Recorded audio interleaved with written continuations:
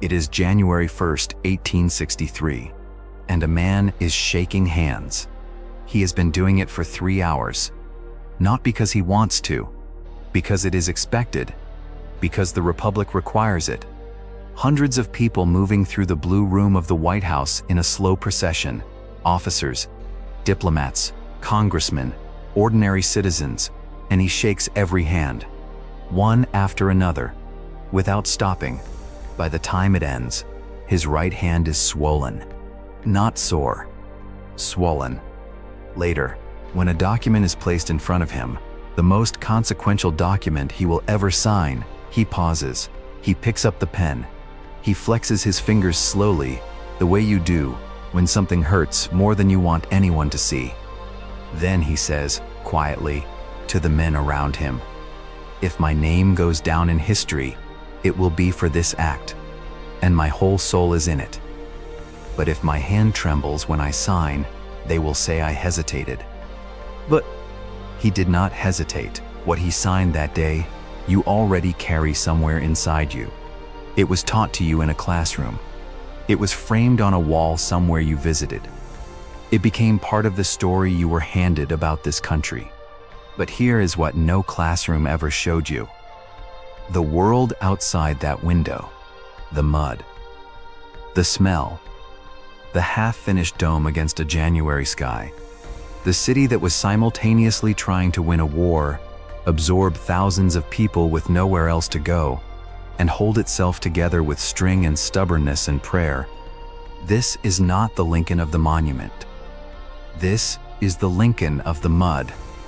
And if you walk with him, through 1 year, through one city, through everything 1863 actually was, you will understand something about what it costs to keep going when you cannot see the end. You may recognize the feeling. Washington, D.C. in 1863 is a city that does not yet know what it will become. The avenues Pierre Charles L'Enfant designed in the 1790s were drawn for a future, grand, ceremonial, monumental. But by 1863, most of those avenues are unpaved. The grand vision is still mostly dirt. The Washington Monument, begun in 1848, was abandoned halfway up in 1854, out of money, out of political will. It stands in the middle of the mall like a broken promise, a stone stump. And at the far end of the avenue, the Capitol. Its old wooden dome was removed in 1856 to make way for something grander. The new cast iron dome is still under construction. You can see the scaffolding from the White House. You can see the cranes. You can hear them on quiet mornings when the wind is right. Lincoln saw that unfinished dome every single day. The city in 1860 held roughly 75,000 people. By 1863, no one is entirely sure how many are here. Estimates suggest the wartime population swelled to over 200,000. Soldiers, surgeons, seamstresses, government clerks, war correspondents, contractors, freed people arriving from the South with nothing but the clothes they escaped in. The infrastructure built for 75,000 is now being asked to carry 3 times that weight. There is no modern sewage system. The Washington City Canal, which runs through the mall, right where the reflecting pools and quiet pathways exist today, is by 1863 an open sewer, dark and foul. The mall itself is a cattle pen. Thousands of cattle grazing within sight of the half-built monument, supplying meat to the Army of the Potomac. A slaughterhouse operates in the area, where the Lincoln Memorial will one day stand. Think about that for a moment. The Lincoln Memorial, that white marble tribute to the man, is built on ground that, while he was alive, was a slaughterhouse. History does not always arrange itself neatly. More than 60 forts ring the city. Fort Stevens to the north, Fort Mahan to the northeast, Fort Albany across the Potomac in Virginia, artillery emplacements cut into the hilltops, soldiers drilling on open fields that will one day become the organized parks of a peacetime capital. Washington in 1863 is a city under siege, not by an enemy army, not yet, but by its own impossible task. And in the center of all of it, a man in a black coat who cannot afford to stop moving, walk out of the White House gates onto Pennsylvania Avenue. Stop. Look down before you look up. The ground beneath your feet is cobblestone in some sections, mud in others, and in January, the mud wins.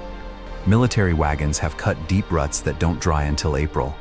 Horse-drawn street railways share the lane with mule teams pulling artillery and ambulance carts going the other direction.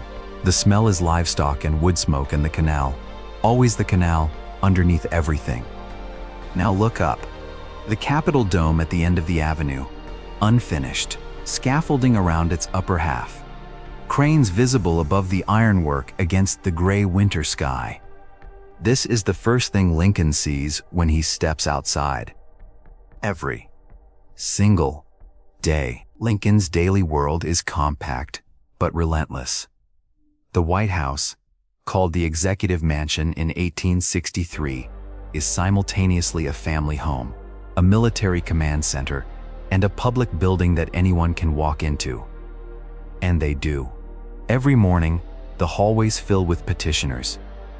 Ordinary citizens who have traveled days to be here. A mother from Ohio whose son was court-martialed. A widow from Pennsylvania seeking her husband's back pay. A farmer from Illinois who wants 5 minutes with the president and will wait 3 weeks if necessary. Lincoln sees them, personally, more than his staff thinks is wise. He works on the second floor, the room that will later be called the Lincoln bedroom, surrounded by maps and dispatches and the soft, constant tick of the telegraph wire running to the War Department next door. That telegraph wire is the spine of his existence in 1863.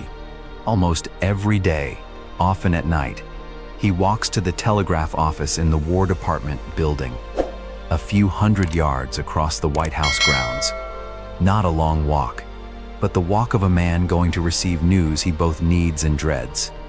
The telegraph operators wrote about these visits in detail. He came often, they said. He would come in, nod, take his usual chair, and begin reading through the accumulated dispatches, battle reports, casualty lists, requests for reinforcement, assessments of generals he was beginning to doubt. Sometimes he stayed for hours. Sometimes he sat in silence after reading something and did not speak for a long time. They left him alone when he needed it. Think about what that felt like. To be the person responsible for the outcome and to have to sit in that chair and read the number. The actual number of men who went into a field in Virginia or Maryland or Tennessee because you ordered them there and did not come back. Some of you have waited for news that could change everything. The call from the hospital. The result that takes 3 days to come back. The silence on the other end of the phone before someone starts talking. Lincoln lived that silence every night for 4 years. In a brick building a few hundred yards from where his children slept. But in the spring of 1863, something else is moving through Washington. It does not appear in any official census. It doesn't announce itself in the newspapers, not at first. It moves through the alleys, settles in the church basements, and the open lots north of the city center, arrives on foot and without invitation. And it is changing what this city is. Not in 10 years. Not after the war. Right now. It was people arriving on foot. Arriving with nothing. Arriving because they had heard, somehow, through a network of whispered words and trusted faces, and the particular intelligence that survives in the worst conditions, that something had changed. The Emancipation Proclamation was a war measure. It is important to say that clearly, to honor what it was and what it wasn't. It applied only to states in active rebellion. It freed no one in the border states. Union armies had no way to enforce it in Confederate territory they did not control. But it sent a signal, and that signal moved faster than any army. Even before January 1st, 1863, enslaved people who crossed Union lines had been arriving in Washington. General Benjamin Butler at Fort Monroe in Virginia, had in 1861 declared them contraband of war, refusing to return them under the Fugitive Slave Act. The name was dehumanizing. The mechanism was, for many, the difference between slavery and something else. Now walk north from the White House, past the church on the corner where the congregation has been growing for months, past the open lots where the new arrivals have built their first shelters, past the sound of children you don't expect to hear in this part of the city.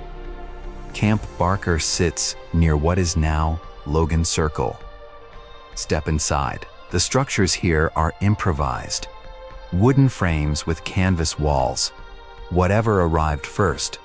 The ground is the same mud as the avenue, but here there is no cobblestone beneath it. In wet weather, the paths between shelters become trenches you navigate by memory. The smell is wood smoke and damp wool and too many people in too little space. Children move between the structures. Old men sit at the entrances and watch the road with the particular stillness of people who have learned that stillness keeps you alive. Women carry water. Disease moves through this camp with the same efficiency it moves through the army camps across the river. Smallpox, typhoid. The mortality rate in these camps during 1862 and 1863 is documented. It is devastating. And yet, schools are being organized inside the camp. Not by the government, not yet. By volunteers, by missionaries, by the people themselves. There are people in this camp who walked from Virginia barefoot, people who arrived with children who are not their children, orphaned along the way and carried anyway, people who speak, read, and write 3 languages, people who have never been permitted to hold a pencil. All of them are here because of a piece of paper signed by a man with a swollen hand. Washington is, in this moment, 2 cities occupying the same ground.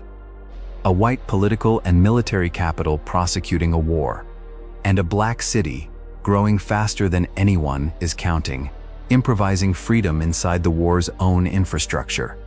The same roads connect the White House to Camp Barker. The same mud. There is a woman in that camp. Her name does not appear in any document that has survived, who is teaching reading to adults in a canvas shelter with no floor, using whatever scraps of paper she can find. We do not know her name. We know she was there because the practice was documented, because other teachers described it, because the schools existed. She understood something that the people who designed this war did not yet fully understand. This moment would not come again. You do what you can with what you have while the window is open. Some of you have known someone like that. Someone who taught without credentials, without resources, without any guarantee that it would matter. It mattered. And then came summer. And with summer came the wounded. Walt Whitman had arrived in Washington in December 1862, looking for his brother, injured at Fredericksburg. He found him. He was alive. But Whitman did not leave. What he saw in the hospital wards of Washington in 1863, what he wrote about, in language so precise and unflinching that it reads today like dispatches from a place no official record was built to hold. That is the part of this city most people never see walk down F Street to the Patent Office building. The white marble structure, the one that still stands today as the National Portrait Gallery, if you've ever been to Washington and walked past it without quite knowing what it used to be. Push open the door. The display cases are still here. The glass exhibits of patent models, miniature machines, mechanical devices, inventions filed and cataloged by men who believed they were making the future. The cases are still behind the glass. But between them and beneath them, and in every available space along these marble floors, cots, hundreds of cots, and in them, the men who were in a field in Pennsylvania or Virginia 6 weeks ago. Whitman described this room directly in his notebooks. He described it because it needed to be described, because no official dispatch was going to record what it looked like to see a man dying beneath a glass display of someone else's patent model. The future filed in glass and the cost of that future bleeding through a bandage 3 feet away.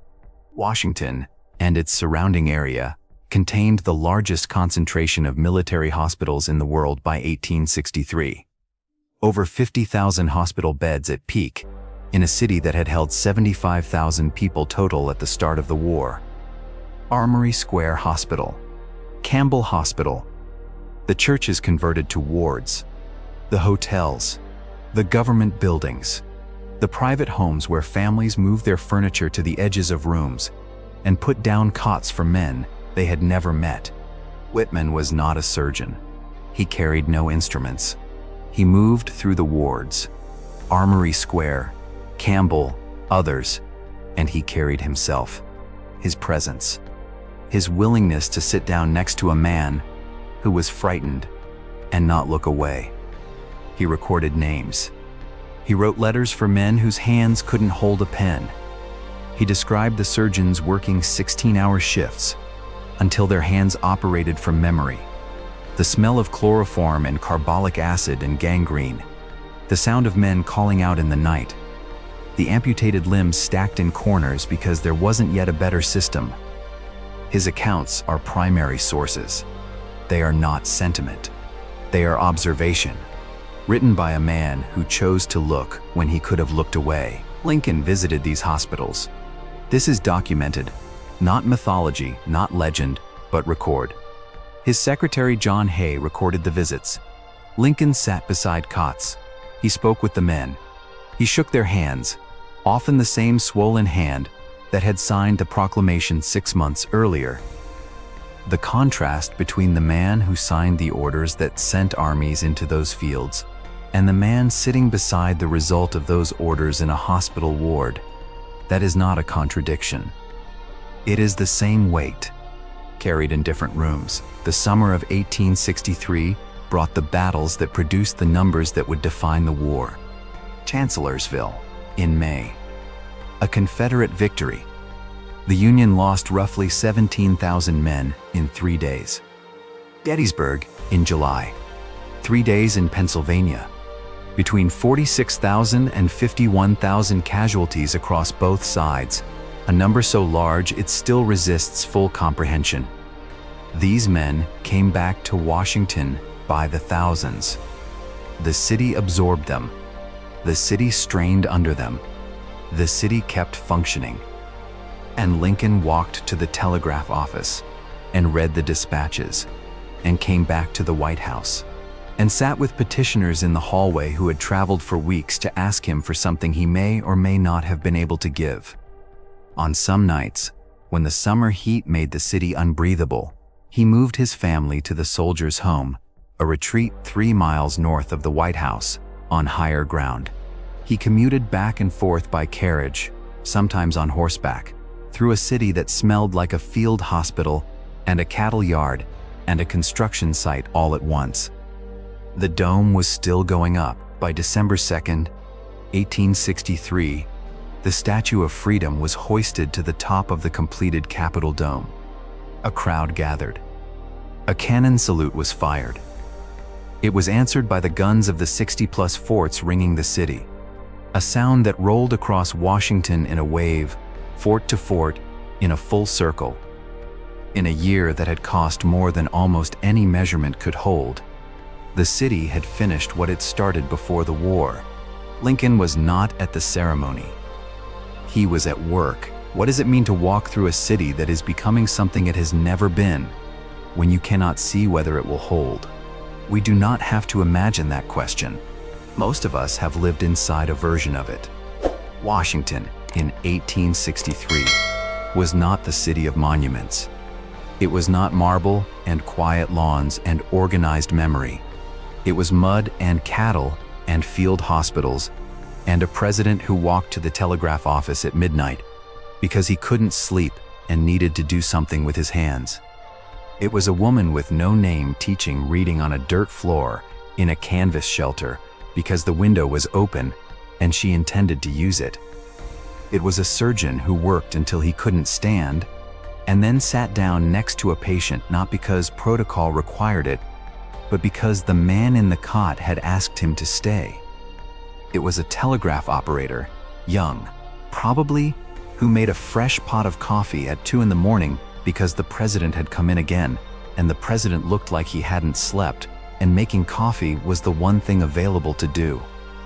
These people are not in the portraits. They held it together anyway. Tone.